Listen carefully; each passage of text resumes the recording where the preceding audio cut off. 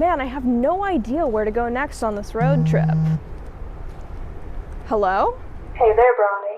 Future me? I know how much you love scary and creepy things, so I'm sending you to a haunted hotel.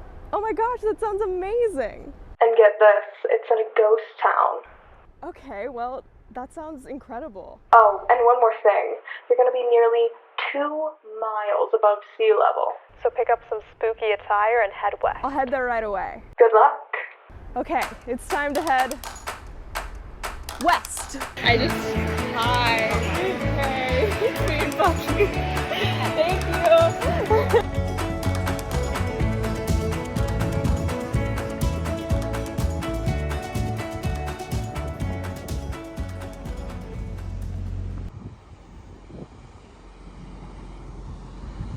The journey started here. Kansas. I would like to say, for the record, that Kansas is my least favorite state to drive through. It's just 7 hours of cornfields and then whatever this is.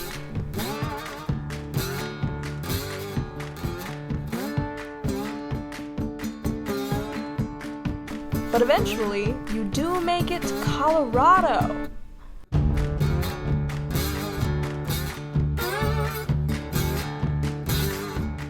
I'm on the hunt for dark clothes, mysterious clothes, gothic, edgy clothes, and vegan dumplings. I think there's a dumpling truck up here that serves vegan dumplings. I'm very excited about that. But it's mostly clothes for the video.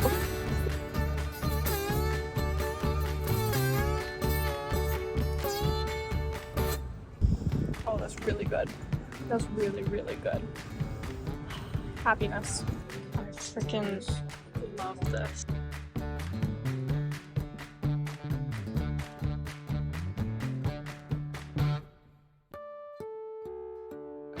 Hey Colorado, I would just like to say for the record, this is crazy. That this is the background to a Love's. This is wild. It's so pretty here.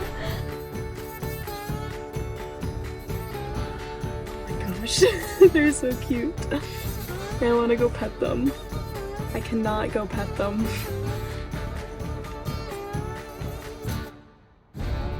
This is where the journey took a more somber turn. The mine is insane. It goes all the way around, and for so long, just gutted a mountain. And they're gonna keep going until there's nothing left. I came out here with the intention of filming some cute little videos for TikTok and Instagram, maybe some thirst traps, because I just saw big statue of troll and I was like, amazing, my brand. But I can't do that because I care about this and what it's saying too much, especially next to the mine behind us. It's just wild how humans can take down a whole mountain, and it feels bad, and you want to root for Rita and say, yeah, push those rocks back in. I love her. I love her so much. I feel so much emotion looking at her, and there are so many little details about her that are just gorgeous. She's incredible. And the artist who made this is incredible. I couldn't think of a better place for a piece of artwork that shows the dichotomy between our current values and what life used to be.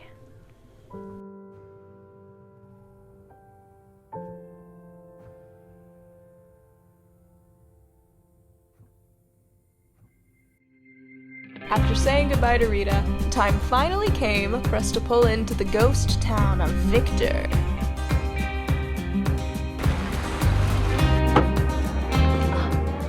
We made it! Oh, this place is incredible. She is a grand old girl.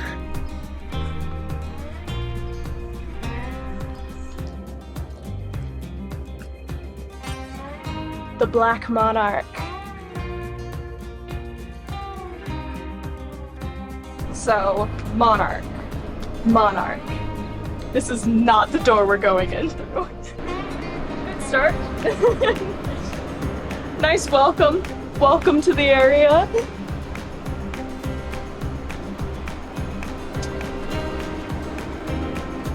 You ready?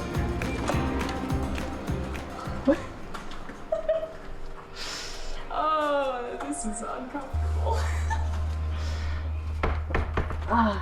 Yes, I don't feel like I should be here. It's dark in here.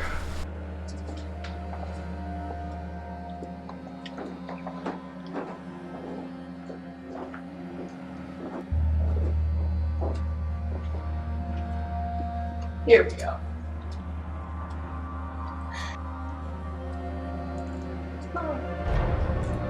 Antlers.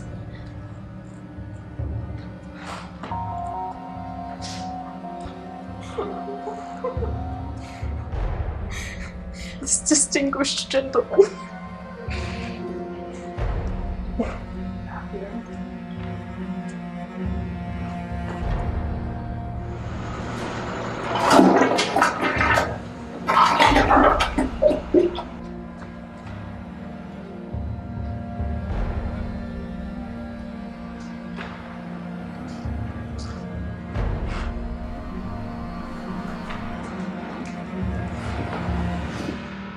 This is us. We're staying just off the kitchen.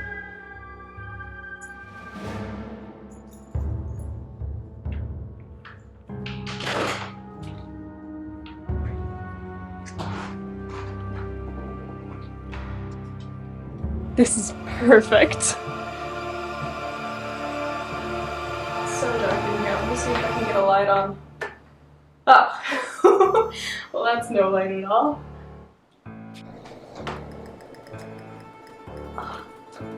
Hanging bed, hanging bed, hanging bed. Oh, that's loud. Can you hear that?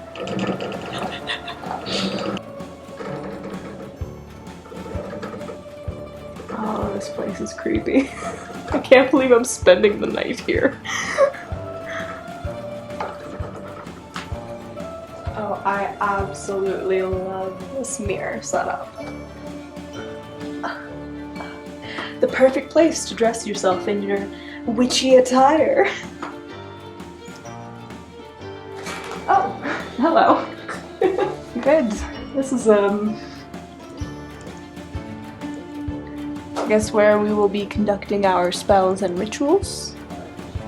Probably in this corner. Seems like what it's for. Lovely view of the ghost town of Victor. I'm stoked. This is a cool spot. Oh god, what is that? Oh no! There's a kitty. That's right next to the bed. Okay, I don't think I can put that on YouTube. So that is a whole kitten floating in some kind of fluid inside of an orb. A snow globe type of orb. The kitten is floating in there. What's this guy's deal? What's going on with him? Everything else is... This is the Black Haggis themed room. So everything in here is kind of like witchy and occult, and I'm getting that. There's demon goat, there's some tarot cards, there's some stuff for witchy activities. What's this guy's deal? Why are you here? Maybe he's also a witch. I don't know. I should stop judging so much. And this is where I will be burning my candles, of course. For more of my rituals and spells. Oh, and a broom to ride away on. Great. I've been needing one of those. I love this. This is awesome. Oh my gosh, they did not pull any punches. Oh, this is so neat. We drove for so long to get here through such backwoods paths, and to finally arrive here, this is one of the weirdest places I've ever been. I I have kind of, it's difficult to get enough oxygen in. We're at 10,000 feet of elevation here. It's like one of the highest towns in the United States. We're so high up.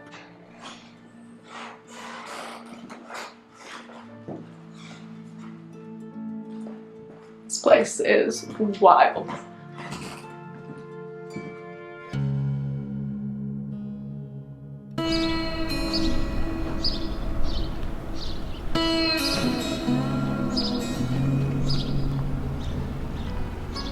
Welcome to the final resting place of Madame Pearl de Verre, otherwise known as the Soiled Dove of Cripple Creek. She owned the most exclusive, the most high-end brothel in the area, and was known to charge upwards of $250 for a night with one of her girls, which in today's money is $4,500. This was as good as it got for brothels. Her brothel was decorated to the nines, it was luxurious, and on the night of her death, she intended to throw the party to end all parties. There was caviar, there was expensive liquor and wine, and she came out in a dress of chiffon, which would be worth about $15,000 in today's money. That night she died of an accidental morphine overdose and was buried in that dress. Some would have us believe that sex work and prostitution have always been shameful, dangerous, and those that are involved in those things are doing so because they have no other option. They're owned by some abusive man. But history tells us that's not always the case. Obviously, there are some instances of sex trafficking and bad situations for prostitutes, but sex work has been historically a venue for women's empowerment, and Pearl de Verre is an excellent example of that. She was able to carve out a part of a huge burgeoning economy and make one of the most successful businesses of the time. She was well respected, she was wealthy, she was powerful, and she was in charge of a very above board brothel. She was an incredible woman that held a ton of power, and she died in 1897. She was doing this in the 1800s in America. This kind of history often gets covered up, and I think it's really important to talk about, because you will be told that sex work is always a negative, painful thing for the people involved. And that's just truly not the case. I'm so lucky that I was able to learn about Pearl de Verre while I was here. I'm so excited to learn more about her, and I've honestly gotten a little bit emotional coming here and thinking about her. She was able to accomplish all of this, be a successful businesswoman, to be a beacon of women's wealth and power, all by the time she died at the age of 36. What an incredible person. This place is scary as hell. It is genuinely creepy in here, and not just Spirit Halloween, scary maze kind of creepy scary, but genuinely scary. When you come in through the hallway that leads into the hotel, it gives you a vibe of, I shouldn't be here. I should go, actually. But it's meant to be that way, and it does an excellent job of it. I mean, look at this guy. I slept next to him. That wasn't cool. I mean, it was cool, but it wasn't fun. You know, when you have a good time, but you're not enjoying yourself? That's kind of what this hotel is all about. It's scary in here. I don't like being scared. I don't know why I keep putting myself in situations where I'm going to be scared. Just like in the last place I was in, there are guys around. There are statues of armor, or yeah, what are those called? There are sets of armor around all of the doors, so anytime you move around the hotel, you're spooked by one of them. It's creepy in here. It's definitely creepy, but that's what the owner was going for. So this hotel was actually built in 1899 after Victor had a bunch of fires that took down most of the buildings around here. And once the town started to lose population and become more of a ghost town, this hotel was abandoned and fell into disrepair. Years later, a bunch of different people tried to renovate the hotel to bring it back to its former glory, and all of those projects failed for one reason or another, leading the people in the town to think that the hotel was haunted or cursed. And the person who bought it most recently really grabbed onto that idea and decorated all the rooms in different themed, scary, creepy, weird ways, which is awesome. I love stuff like this. It's scary in here and dark, and not just like, ooh, they painted the walls black, but genuinely, there's very little lighting in this hotel. And on this road trip that I've been on, I realized that I really badly need glasses. I have vision issues that I wasn't aware that I had that are much worse in low lighting. And I didn't know this because I was out on my boat in the Caribbean and I wasn't really looking at stuff far away, and if I was, it was pretty big and on the horizon, like other boats on the horizon, and I was always in the brightest light imaginable, as in the Caribbean sun. So I didn't know before this road trip that I need glasses, and I do, and the dim lighting of this hotel does not help. So when I'm walking around here at night, I'm essentially blind. I can't see where I'm going or what's happening, which makes it all the more creepy. That's what we call immersion, folks. I do really appreciate the excuse to dress up in all black and a little bit gothic. I always wanted to dress gothic when I was younger, but I did not have the resources to do so, so I really leaned more into like the punk kind of aesthetic, because in order to be punk, all you have to do is wear the same shirt every day for 2 weeks until it gets, you know, stains and holes in it. That's punk. Gothic, you have to look nice. Outside of issues that have to do with the ocean and the sea, I'm not superstitious, and I'm also not spiritual. So the witchy, occult stuff doesn't really do much for me. I think aesthetically it's really beautiful and interesting to look at, but it doesn't tickle my, oh, I'm creeped out bone. The taxidermied animals, on the other hand, do. This is freaky. It's right next to the bed. I can touch the bed. It's right here. So this was difficult to sleep next to. There's a hanging bed, which I've always wanted to sleep on a hanging bed. I kind of wanted a hanging bed for a long time, and I no longer do, because I did not consider how annoying it would be for every time you roll over for the bed to start moving and creaking. Oh my gosh, this bed creaks so much. Which again is kind of scary, so like kind of adds to the whole thing. But it is very annoying when you're actually just very tired and trying to sleep. Back in 1899, when this hotel was built, it was originally a casino brothel type place. This Old West town and area had a ton of brothels and casinos, which is so cool, and the town next to us, Cripple Creek, still is allowed to have casinos, which actually leads to this area having a good amount of tourism, which I wasn't expecting for a ghost town.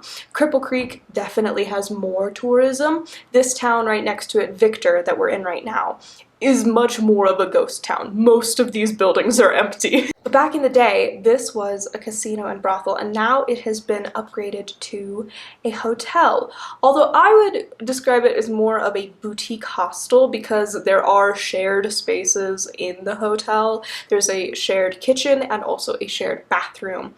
I'm perfectly happy with this. I've stayed in a lot of hostels in my time, but ooh, it's gotten dark and spooky. The sun went away. But I will say that there are 4 rooms to rent here and only 1 toilet. That's a lot. But the toilet is black, so points for that. I like that the sun is behind a cloud. It gives me more of a... This hotel makes me feel like I should be doing creepy things. I'm very encouraged by this. This might have unlocked something in me that has wanted to be a little bit more gothic, a little bit more creepy. I really enjoyed shopping for like dark, black dresses and lace and all the frills that come with the Gothic aesthetic. It was very fun. There are a couple other people staying in the hotel at the same time as me, and I've talked to a couple of them because there are these shared spaces like the kitchen and the bathroom. And I think they're just as creeped out by the whole thing as I am. Like, we all signed up to be here, right? Like, you don't book a room here without knowing that you're booking a room in the scary haunted hotel. But it is a very off-putting place just to walk around and be in. When I told somebody from Colorado that I was going to be stopping and vacationing in Victor, I got such amazing responses as, "What? Why?" Which is always a great sign. Turns out the woman I was talking to was a park ranger, and she mentioned that in Victor there are a lot of meth labs, and when she was a park ranger and there were fires around this area, their priority was keeping the fire away from Victor so that the meth labs didn't explode. So that was fun to learn. I wasn't able to read that online, and that's the importance of starting conversations with everybody that you meet. You learn things that are not on the internet. The drive to Victor is long. It is very, very long. And as you're driving out here, you drive through areas that are very rural and have very little modern amenities. It's very easy to forget that you're in the modern century. Until, of course, you come across a Starbucks. And then you're kind of taken out of it. If you're interested in visiting an Old West style town, Cripple Creek is awesome for that. It seems so well preserved, and because the casinos are still going and in a lot of the old historical buildings is where they're located, it's a very well preserved town. It was actually made a national landmark back in the 60s, so it's very historical in that way, but historical in the fun Wild West kind of way. I really, really like this place. It's really cool. However, it is 10,000 feet above sea level. I am up in the air, and I am a sea level girly. I live on a boat on the ocean.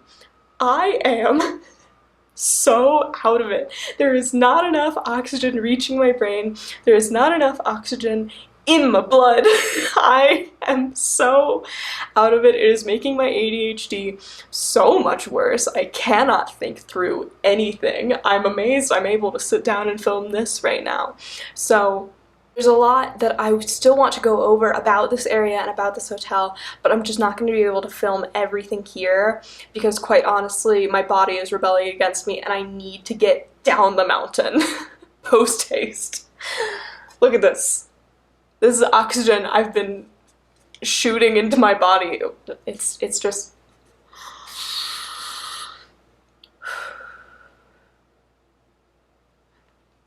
That feels bad to have to do that, to like stay awake.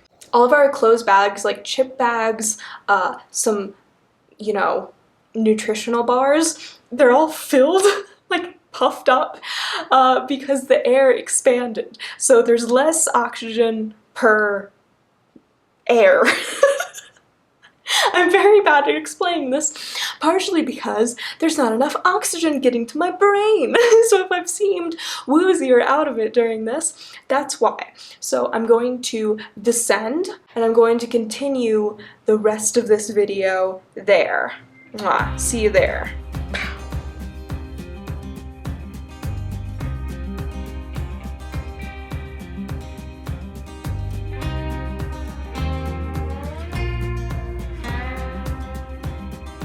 I did not realize how much the elevation was affecting me while I was up in that hotel. I was essentially blacked out. I don't remember doing any of that, and while I was watching this back, every new thing I said was a surprise to me.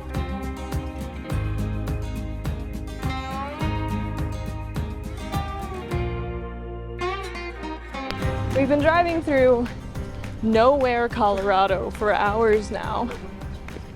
We've been over 10,000 feet. My brain is gone. Yeah, we were at 11,872. And we just drove into Breckenridge. You can't really see it now, but there are like tons of crowds here. Like this is a touristy area. Hold on, I gotta take a, I gotta hang out with this lady for a second.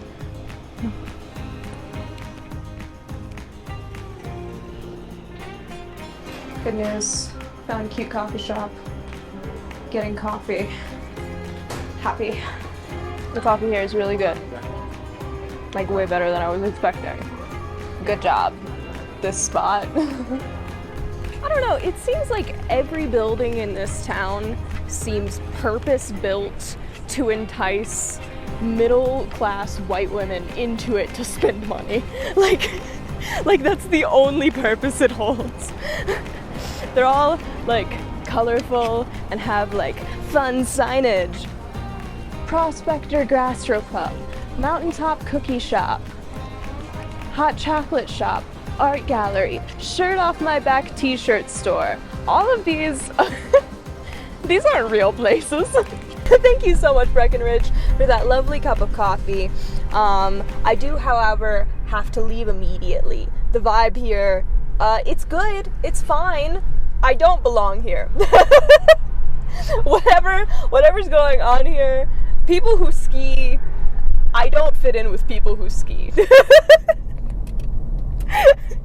It's like a really upscale Gatlinburg, Tennessee. And I've gotta skedaddle. Time to move on.